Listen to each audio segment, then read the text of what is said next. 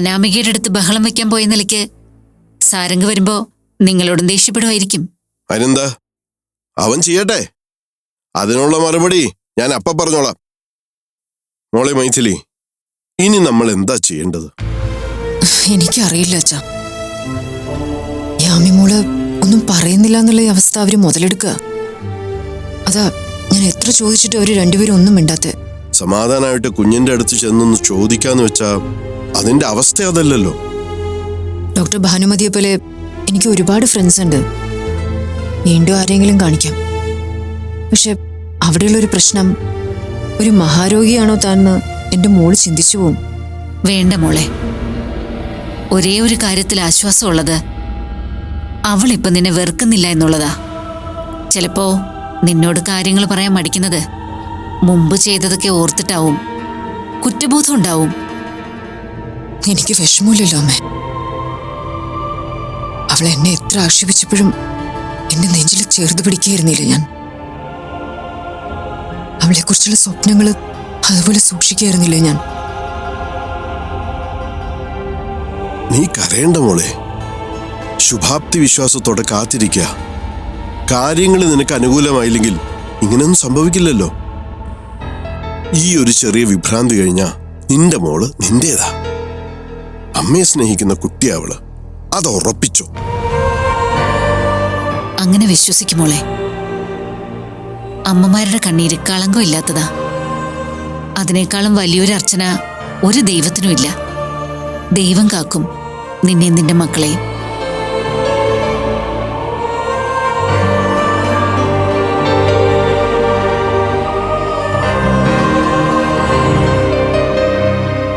എടോ, അമ്മായി പോവാൻ നിൽക്കല്ലേ?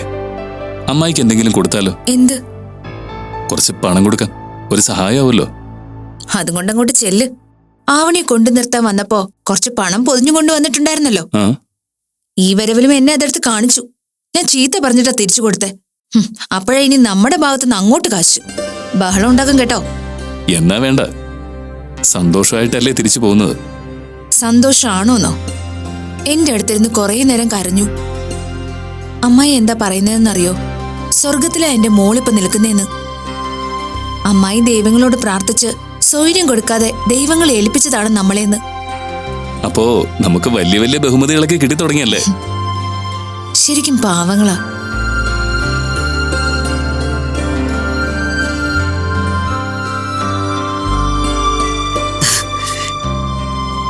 ഇന്നാള് വന്നു പോയതുപോലെ ഇപ്പൊ നിന്നെ ആക്കിട്ട് പോവാൻ പേടിയൊന്നുമില്ല. ഞാൻ മിടിക്കാന്ന് മനസ്സിലായില്ലേ?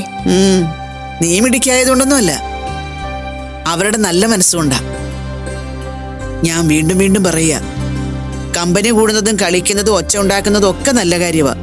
പക്ഷെ അത് വഴക്കായി പോകരുത്. അവർക്ക് രണ്ടുപേർക്കും വഴക്കിടാനൊന്നും അറിഞ്ഞൂടമ്മേ. രണ്ടുപേരും നല്ലതാ. എന്നാ അമ്മ പോട്ടെ. ഇനി എന്നാ അമ്മ വരിക? അതിനിപ്പോ നിനക്ക് എന്റെ ആവശ്യമൊന്നുമില്ലല്ലോ. ആര് പറഞ്ഞു? എത്ര സൗകര്യം ഉണ്ടെങ്കിലും എനിക്ക് എന്റെ അമ്മ കഴിഞ്ഞിട്ടേ ഉള്ളൂ എന്തും.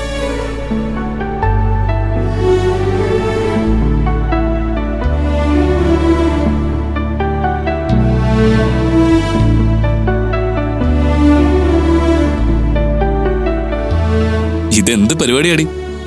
നിന്റെ മുഖം എന്താ തെളിഞ്ഞിരിക്കുന്നേ? അമ്മ പോവല്ലേ? നീ എന്താ കരയാത്തെ? ഞാൻ എന്തിനാ കരയുന്നേ? ആ കേട്ടോ രഞ്ജിത്തെ, കഴിഞ്ഞ തവണ അമ്മായി വന്ന് തിരിച്ചു പോകുമ്പോ ഇവള് കാണിച്ചത് മുഴുവൻ വെറും നമ്പറായിരുന്നു, നമ്മളെല്ലാവരെയും പറ്റിക്കാൻ. അങ്ങനെയൊക്കെ പറഞ്ഞാൽ അയാൾക്ക് വിഷമാവേ.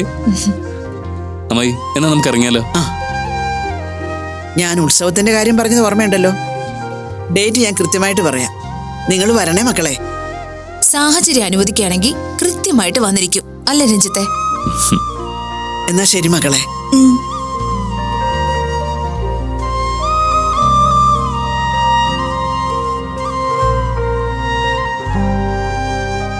എന്തടി? അമ്മ എന്നോട് പറഞ്ഞതും ഞാൻ അമ്മയോട് പറഞ്ഞതും ഒറ്റ കാര്യമാ. അതെന്താ? ഇത്ര സന്തോഷത്തിൽ എന്നെ കണ്ടിട്ടില്ലെന്ന് അമ്മ പറഞ്ഞു. ഇത്ര സന്തോഷത്തിൽ അമ്മയെ കണ്ടിട്ടില്ലെന്ന് ഞാനും പറഞ്ഞു. രണ്ടിനും കാരണം ചേച്ചി കേട്ടോ.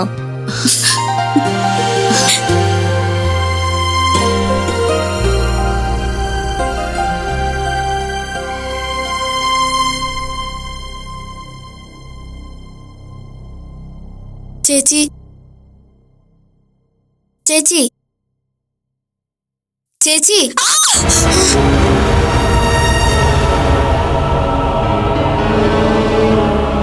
ഞാനിവിടെ ചേച്ചിയുടെ അടുത്ത് ഇരുന്നോട്ടെ?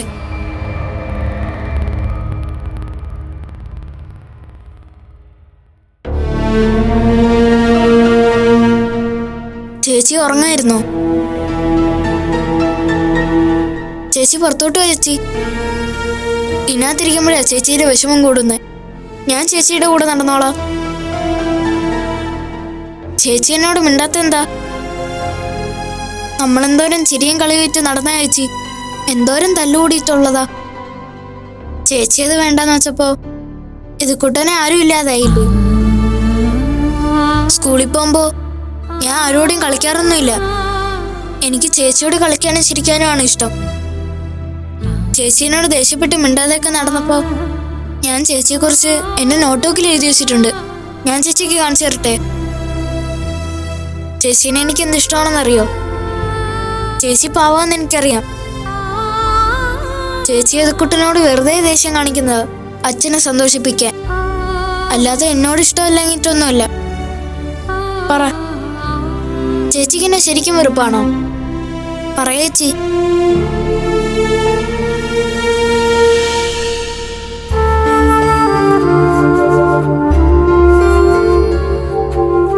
ചേച്ചിക്ക് മോനോട് പിണക്കൊന്നുമില്ല. ചേച്ചി എന്നോട് മിണ്ടിന്ന് പറയുമ്പോ അമ്മയ്ക്കെന്ത് സന്തോഷാവോന്ന് അറിയോ? ഞാൻ അമ്മയെ വിളിച്ചോണ്ട് വരട്ടെ? ചേച്ചി ഒന്നും മിണ്ടോ? വേണ്ട. ചേച്ചിയുടെ അടുത്ത് ആരെങ്കിലും വന്നാ ചേച്ചിക്ക് ദേഷ്യം വരും, വല്ലാതെ ദേഷ്യം വരും. ചേച്ചിയുടെ മോനല്ലേടാ പറയുന്ന കേക്ക്. ചെല്ല.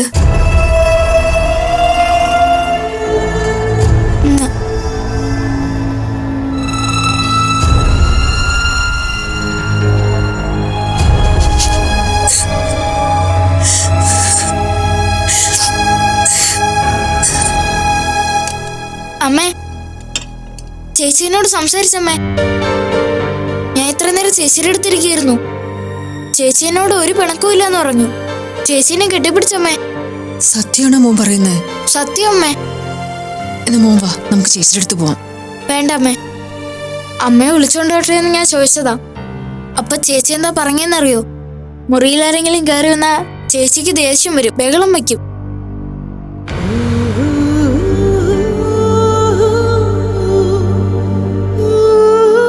എന്നോട് മിണ്ടിയതുപോലെ ചേച്ചി അമ്മയോടും മിണ്ടു. ഉറപ്പാ അമ്മേ? ഇത് കുട്ടനല്ലേ പറയുന്നേ? മോനെന്തൊക്കെയാ ചേച്ചിയോട് ചോദിച്ചേ? എന്താ ചേച്ചി പറഞ്ഞേ? ചേച്ചി മിണ്ടാത്തോണ്ട് എനിക്ക് സങ്കടമാണെന്ന് പറഞ്ഞു. എന്നെ വെറുപ്പാണോന്ന് ചോദിച്ചപ്പോഴാ എന്നെ കെട്ടിപ്പിടിച്ചത്. എനിക്കെന്ത് സന്തോഷമായെന്നറിയോ? ചേച്ചിക്ക് കുഴപ്പമൊന്നുമില്ല അമ്മേ. ചേച്ചി നമ്മള് സ്വന്തം തന്നെയാ. അതെ മോനെ, അമ്മയ്ക്ക് ഇതിലും നല്ലൊരു വാർത്ത കേൾക്കാനില്ല. അലറി വിളിച്ചാലും ബഹളം വെച്ചാലും അതിനിടയ്ക്ക് നിന്നെ ഓർക്കുന്നുണ്ടല്ലോ, എന്നെ ഓർക്കുന്നുണ്ടല്ലോ, ഉള്ളില് സ്നേഹം ഉണ്ടെന്ന് പറയുന്നുണ്ടല്ലോ. അത്രയ്ക്ക് എത്തിച്ചു വന്നല്ലോ ദൈവം. ഞാൻ പറഞ്ഞില്ലേ മോളെ, എങ്ങനെ ഇറങ്ങി ഓടി നടന്നാലും മക്കൾക്ക് മടങ്ങാൻ അമ്മയേ ഉള്ളൂ. ഇനി ഞാൻ എപ്പോഴും ചേച്ചിയോട് പോയി സംസാരിക്കും.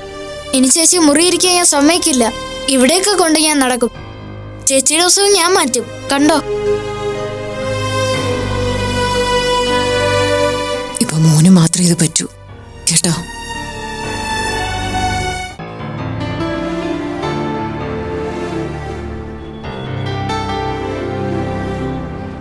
സ്നേഹ, അല്ല, ഞാൻ വലിയൊരു കടം വീട്ടിയാലോ എന്ന് ആലോചിക്കുക. കടോ? എന്ത് കടം? കടം തന്നോട് തന്നെ. എന്നോടോ? ആ, നമ്മൾ പാതി വഴി വെച്ച് മുടക്കിയ ഒരു ട്രിപ്പില്ലേ, അതിന്റെ ഒരു കണ്ടിന്യൂഷൻ പ്ലാൻ ചെയ്താലോ എന്നൊരു ആലോചന. അരുണ് ഹോസ്പിറ്റലിൽ നിന്ന് മാറി നിൽക്കാനൊന്നും പറ്റില്ലല്ലോ, പിന്നെ വെറുതെ എന്തിനാ ഒരു പ്ലാനിങ്? ഞാൻ ലീവ് വേണമെന്ന് പറഞ്ഞാൽ എനിക്ക് തരാണ്ടിരിക്കാൻ പറ്റില്ലല്ലോ. നമുക്ക് പോവാടോ, എവിടെയെങ്കിലും ഒരു 1 വീക്ക് ട്രിപ്പ്. കാലങ്ങളോളം നമുക്ക് ഓർമ്മിച്ചു വയ്ക്കാൻ മനോഹരമായ ഒരു യാത്ര. എനിക്ക് വിരോധമൊന്നുമില്ല. നമ്മുടെ കുഞ്ഞ് ജനിച്ചു കഴിയുമ്പോ എനിക്ക് പറയാലോ, നിന്നെയും വയറ്റിലിട്ടോണ്ട് അമ്മ ചില സ്ഥലങ്ങളിലൊക്കെ പോയിട്ടുണ്ടെന്ന്. അതെ, ഈ ഇടയ്ക്കിടയ്ക്കുള്ള കുഞ്ഞിനെ കുറിച്ചുള്ള ഈ ഓർമ്മപ്പെടുത്തൽ കരുതിക്കൂട്ടിയാണോ? എന്ത് കരുതിക്കുട്ടി? അല്ല, അമ്മയുടെ കാര്യത്തിൽ മാത്രമേ അച്ഛന് ശ്രദ്ധയുള്ളൂ, കുഞ്ഞിന്റെ കാര്യത്തിൽ ശ്രദ്ധയില്ല എന്നുള്ളൊരു തോന്നൽ. തൽക്കാലം എന്നെ മാത്രം ശ്രദ്ധിച്ചാൽ മതി. ഞാൻ ഹാപ്പി ആയാലേ എന്റെ കുഞ്ഞ് ഹാപ്പി ആവുള്ളൂ. എന്നാ പറ, എവിടേക്കാ പോണ്ട്? പ്ലാനിങ് എനിക്ക് വിട്ടെന്നാ ഞാൻ കുറച്ച് കാട് കയറും. പിന്നെ പരാതിയൊന്നും പറയരുത്. പറ, പ്രാക്ടിക്കലാവും നോക്കാലോ. അങ്ങനെയാണെങ്കിൽ എനിക്ക് കാശ്മീരിൽ പോണം. മഞ്ഞിലൂടെ നടക്കണം. അവിടുത്തെ തടാകത്തിലെ ബോട്ട് ഡ്രൈവിങ്ങിന് പോണം. പറ്റുമോ? ഇത്രയേ ഉള്ളൂ? ഞാൻ കരുതി സാധാരണ ഒരു പറച്ചിലുണ്ടല്ലോ, സ്വിറ്റ്സർലൻഡ് അവിടം വരെയൊക്കെ പോയി കളയുന്ന. എന്റെ ഭർത്താവിന്റെ പേഴ്സിന്റെ ഗാനം എനിക്ക് നന്നായിട്ട് അറിയാം. അത് നോക്കിയല്ലേ എനിക്ക് പ്ലാൻ ചെയ്യാൻ പറ്റൂ. അപ്പോ ഭാര്യയുടെ കൃത്യതയായി. അപ്പൊ പിന്നെ തന്നെ കൊണ്ടുകൊണ്ടിരിക്കാൻ പറ്റില്ല. ഡേറ്റ് നമുക്ക് പിന്നീട് ഫിക്സ് ചെയ്യാം. പ്ലേസ് ഏതായാലും fixed, Kashmir. Thank you. No problem. അതെ, കറക്കത്തിന്റെ ഇടയില് ഡോക്ടർ ഒരു കാര്യം മറന്നുപോയോ? എന്ത്? ഹോസ്പിറ്റലിലേക്ക് ചെല്ലാന്ന് പറഞ്ഞിട്ടുണ്ടായിരുന്നു, ഡോക്ടർ ദിനകരനെ കാണാൻ. ഞാനത് വിട്ടുപോയല്ലോ. ഇനിയിപ്പോ എന്താ ചെയ്യാ? ഒരു കാര്യം ചെയ്യാം, നമുക്ക് രണ്ടുപേർക്കും കൂടി ഹോസ്പിറ്റലിലേക്ക് പോവാം, എന്നിട്ട് അവിടുന്ന് വീട്ടിലേക്ക് പോവാം. ഇത്ര നേരം ചെല്ലാതിരുന്ന എന്താന്ന് മൈഥിലി മാം ചോദിച്ചാ? എന്തെങ്കിലും കള്ളം പറയാം. മൈഥിലി മാമിനോടോ? മാമിനോട് കള്ളം പറയാൻ ആരുണ്ട് പറ്റുമോ? ഇനി ചിലപ്പോ ചില കള്ളങ്ങളൊക്കെ പറഞ്ഞല്ലേ പറ്റൂ. താനൊരു കാര്യം ചെയ്യും, ഇൻ കേസ് മൈഥിലി മാം വിളിക്കുവാണെങ്കിൽ ഞാൻ ഫോൺ തന്റെ കയ്യിൽ തരാം. തനിക്ക് സുഖമില്ല എന്ന് പറഞ്ഞാൽ മതി. ഞാനൊന്നുമില്ല. ഞാൻ കളവ പറയുന്നെന്ന് മൈഥിലി മാം കണ്ടുപിടിക്കും. ഏയ് ഇല്ലടോ, തന്റെ അവസ്ഥ മാമിന് നന്നായിട്ട് അറിയാം. തൽക്കാലം വർക്കൗട്ട് ആവുന്ന ഒരു കാര്യം അതേ ഉള്ളൂ. എന്നാലും അത് ഞാനിങ്ങനെ മറന്നുപോയത്. അവിടെ ചെന്നാ പരിഹരിക്കാവുന്ന കാര്യമല്ലേ ഉള്ളൂ. അതത്രേ ഉള്ളൂ. മൈഥിലി മാം ഹോസ്പിറ്റലിൽ ഇല്ലല്ലോ, എന്തെങ്കിലും പറഞ്ഞു പിടിച്ചേക്കാം. താൻ ജ്യൂസ് കുടിക്കും.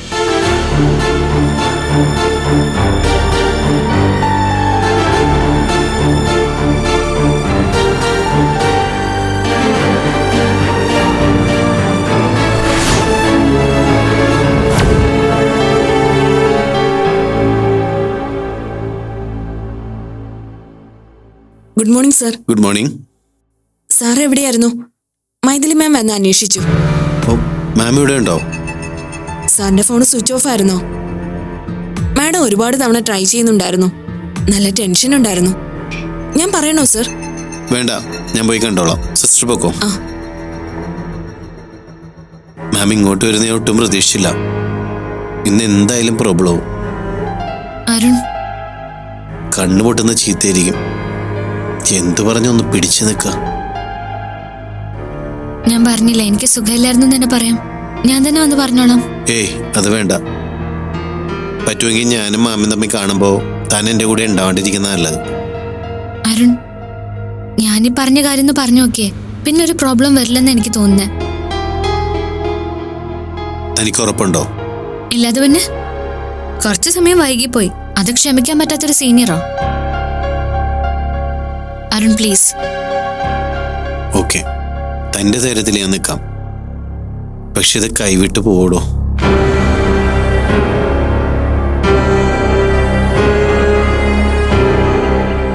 സാരംഗ്, ഈ വീക്കെൻഡ് അല്ലേ നമ്മൾ കൊൽക്കത്തയ്ക്ക് പോവാന്ന് പറഞ്ഞത്? അതിനുള്ള ഒരുക്കങ്ങളൊന്നും കാണുന്നില്ലല്ലോ. ചൗധരിയുടെ ഓഫീസിൽ നിന്നലെ വിളിച്ചിരുന്നു. രഞ്ജിത്ത് പറഞ്ഞു. സാരംഗിന് എന്താ ഒരു താല്പര്യമില്ലാത്തതുപോലെ?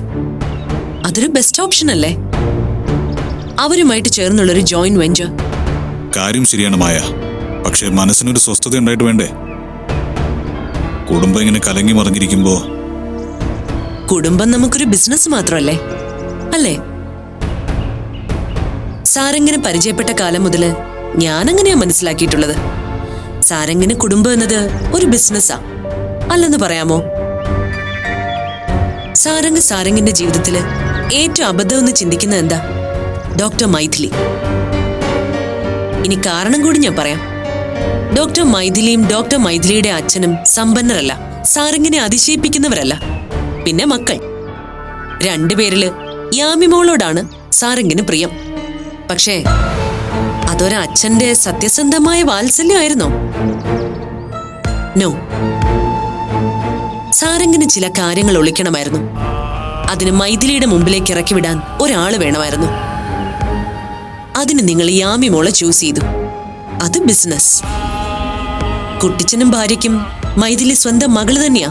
പക്ഷേ അതേ കുട്ടിച്ചന് സാരംഗ് കയ്യിലെടുത്തിരിക്കുന്നു. അതും ബിസിനസ്സാണ് സാരംഗ്. സ്വന്തം കുടുംബത്തിനകത്ത് ബിസിനസ് കണ്ണില്ലാതെ സാരംഗ് ചെലവഴിച്ച ഒരു നിമിഷം എനിക്ക് പറഞ്ഞു തരാമോ? അതൊന്നും പറയണ്ട. എന്റെ കുടുംബം ജീവിതം കണ്ട് അസൂയപ്പെട്ടവർ ഈ നാട്ടിൽ ഒരുപാടുണ്ട്. അതെങ്ങനെ ഉണ്ടായി?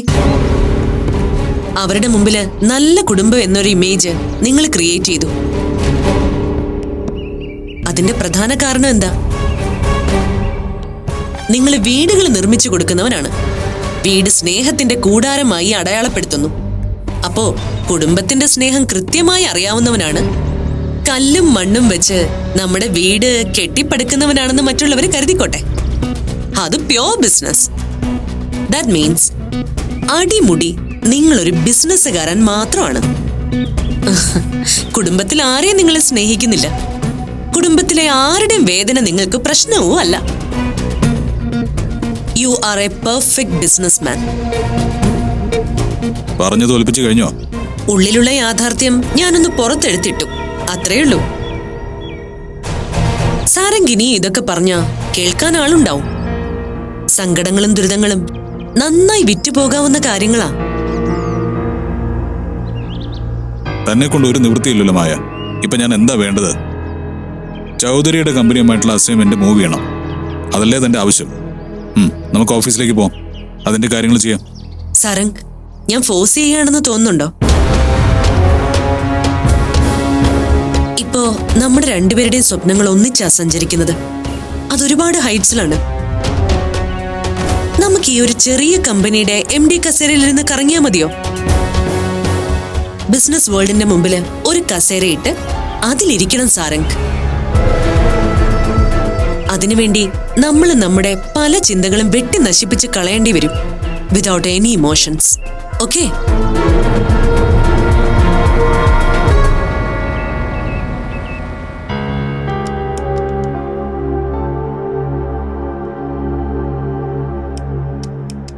മാം. യെസ് മാം, മാം ഏൽപ്പിച്ച കാര്യം എനിക്ക് ചെയ്യാൻ പറ്റില്ല. ഞാൻ കുറച്ച് ലേറ്റായി പോയി. അരുണിന്റെ കുറ്റമല്ല മാം. എനിക്ക് ഒരു വയറുവേദന പോലെ ഉണ്ടായി. പെട്ടെന്നതങ്ങ് കൂടി. അരുണതാ വൈകിയേ. കഴിച്ച പിൽസിന്റെ പേരെന്താ? ഗർഭിണിയായ ഒരു പെണ്ണ് വയറുവേദന കൊണ്ട് പൊളയുമ്പോ കൂടെ ഡോക്ടർ ഉണ്ടായിരുന്നെങ്കിൽ അയാളൊരു പിൽസ് തന്നിട്ടുണ്ടാവുമല്ലോ. അതിന്റെ പേരെന്താ? അത് പിന്നെ മാം. സ്നേഹിനി സംസാരിക്കണ്ട, എനിക്ക് ദേഷ്യം വരും. മാം, ഐ ആം സോറി. ഇവിടെ അഡ്മിറ്റ് ചെയ്തിരിക്കുന്ന പേഷ്യന്റിനോട് തന്റെ കമ്മിറ്റ്മെന്റ്സ് എന്തു ആയിക്കോട്ടെ, മാസാമാസം ഇവിടുന്ന് ഒപ്പിട്ട് ശമ്പളം വാങ്ങിക്കുന്നില്ലേ? അതിന്റെ കമ്മിറ്റ്മെന്റ് നിങ്ങൾക്കുണ്ടോ മിസ്റ്റർ അരുൺ? പ്രതീക്ഷിച്ച സമയത്ത് ഡോക്ടർ വന്നില്ലെങ്കിൽ അപ്രതീക്ഷിതമായ സമയത്ത് മരണം കടന്നു വരും. അതുണ്ടാവാതിരിക്കാനാ നമ്മൾ പ്രതിജ്ഞ എടുത്ത് കോട്ട് വിട്ട് ഇവിടെ വർക്ക് ചെയ്യുന്നത്. ഒരു കെട്ടുകഥ ഉണ്ടാക്കി എന്നെ പറഞ്ഞു പറ്റിച്ചിട്ട് സ്വന്തം ചുമതലയിൽ നിന്ന് ഒഴിഞ്ഞു മാറുന്ന ഒരാളോട് എനിക്ക് പുച്ഛമല്ലാതെ മറ്റൊന്നുമില്ല. Ma'am please. പറ്റില്ലെങ്കിൽ കളഞ്ഞിട്ട് പോണം മിസ്റ്റർ. എക്സ്ക്യൂസ് ഒരു തവണ മാത്രമാണ്. അത് ഒരുപാട് തവണയാവുമ്പോ അതിനെ വിളിക്കുന്നത് ബോധപൂർവം കാണിക്കുന്ന കൃത്യവിലോപം എന്നാ. കുറച്ചു കാലം മുമ്പ് ഡോക്ടർ അരുണിന് ഈ ഹോസ്പിറ്റലിൽ ഒരു ക്രെഡിബിലിറ്റി ഉണ്ടായിരുന്നു. ബട്ട് നൗ നിങ്ങളുടെ കാര്യത്തിൽ അതില്ല. മാം, ഞാൻ പറയുന്നു കേൾക്ക്. കേൾക്കാനല്ല, കാണാൻ പോലും എനിക്ക് താല്പര്യമില്ല.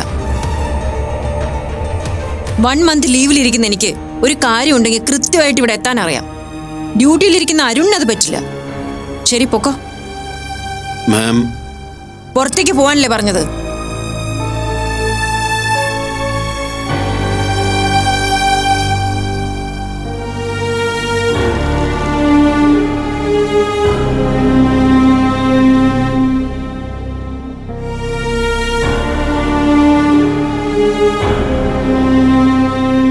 അരുൺ, നമുക്ക് പോയാലോ? നോ സ്നേഹ, താൻ പൊക്കോ.